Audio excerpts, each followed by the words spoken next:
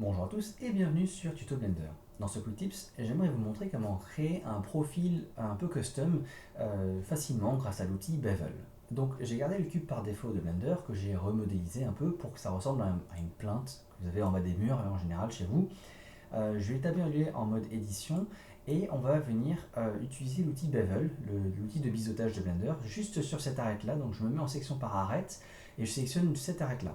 Donc si je fais CTRL B, qui est donc l'outil de biseautage, je peux venir tirer en fait ma souris pour venir biseauter, enfin découper voilà, cette arête là.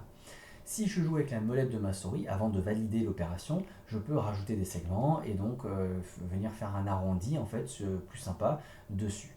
Et lorsque je valide, j'ai accès donc à ces paramètres d'outils qui parfois sont cachés, hein, parfois c'est fermé ici, mais ça apparaît toujours là et on peut étendre les options de l'outil que je viens d'invoquer.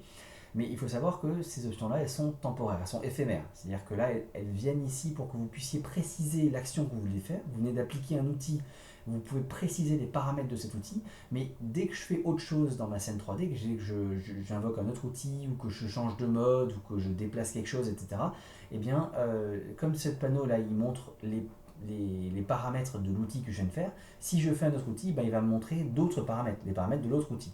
Et je ne pourrai plus revenir sur cette opération que je viens de faire maintenant, qui est donc le bevel de l'arête que j'ai fait ici, parce que bah, ce sera dans le passé, en fait, ce sera réécrit par d'autres choses qui viendront derrière. Tout ce qu'il faut comprendre, c'est que ces paramètres sont temporaires, éphémères, et que c'est maintenant qu'on les paramètre, une fois qu'on a validé, qu'on passe à autre chose, c'est plus possible de venir retravailler dessus. Donc tout se fait maintenant, sur l'instant présent.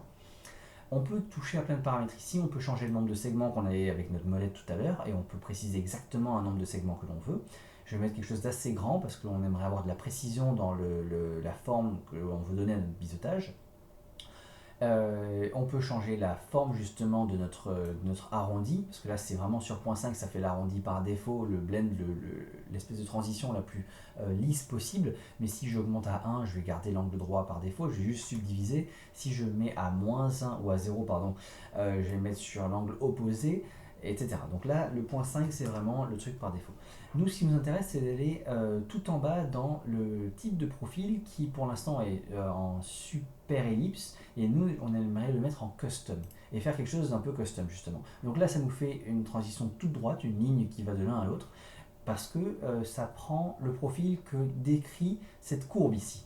Et c'est une courbe sur laquelle on peut rajouter des points et qu'on peut modifier la forme pour impacter la forme de notre biseautage qui est là.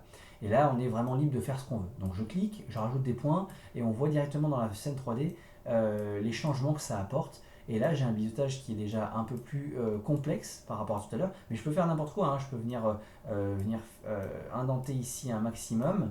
Peut-être que ce point-là, lui en particulier, je vais changer le type, je vais le mettre en point plus droit. Et ça fait voilà, une espèce de fente à l'intérieur. Et donc j'ai accès à ces différents types de manettes pour chacun des points que je sélectionne.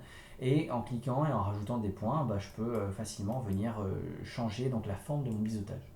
Et ça, c'est plutôt cool. Mais gardez à l'esprit que les paramètres qui sont ici sont éphémères. Donc une fois que je valide ça et que je passe à autre chose, j'ai plus accès à cette courbe-là, je peux plus remodifier le profil de mon biseau, et donc je dois jouer avec ça, ou alors refaire de zéro si je veux retravailler une prochaine fois. Mais si vous passez votre temps à faire quelque chose qui vous plaît bien et que vous n'avez plus à y retoucher derrière, eh bien c'est quand même vachement pratique de faire ça de cette manière-là avec le graphique qui est ici. Voilà, c'est tout pour le quick tips de cette fois-ci. J'espère qu'il vous aura plu, j'espère que vous aurez appris quelque chose. Et en attendant la prochaine fois, portez-vous bien.